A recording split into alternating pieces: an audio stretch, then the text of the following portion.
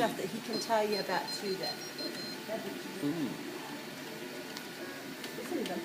So what we have here is what is that, a jawbone of some creature? Yes, this is a coyote jawbone that was brought to us by the Museum of Natural Science. Right. We probably don't know what we for sure it is. We'll just call it an artifact. So what was it, a file, the computer file that they No. brought you, or y'all No, scanned they it or actually something? brought in The a bone? skeleton, the actual skull Artifact. of the artifact, and they had a computer rendering camera that would be placed around the artifact and would scan it. And then it would render a file, which we'd then get and then send to the printers. So Okay. it would map an area or an artifact, and then we can replicate it. And then this is the printed out object right here. This is a version of it. We were experimenting with different fills. So if you can see inside here, this is a honeycomb.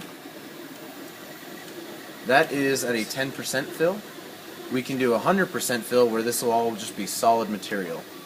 So we're experimenting to get different resolutions and to get better results. And what are they going to use it for? They're thinking of how they would recreate artifacts for 1,000 different uses at the museum. Whether they're using them in one of their dioramas or displays, where they don't want degradation of an actual artifact. To use the actual occur. bones, they just use a Or printed version. if there's a class and they want to be able to have students touch and really become able to examine an artifact, it's much better in their world to have something that they can touch, not the actual artifact, but we can recreate the artifact. Sure. Wow.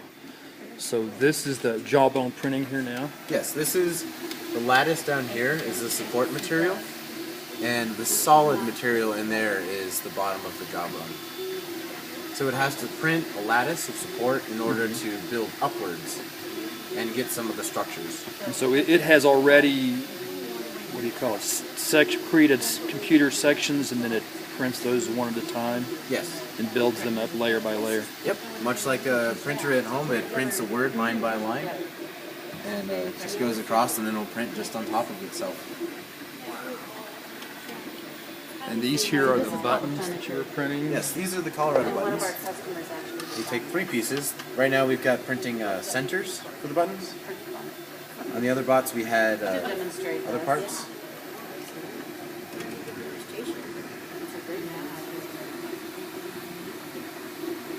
So how long have you been doing this? I'm an attorney.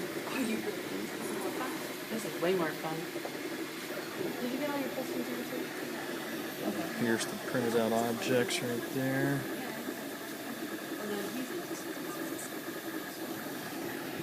Well,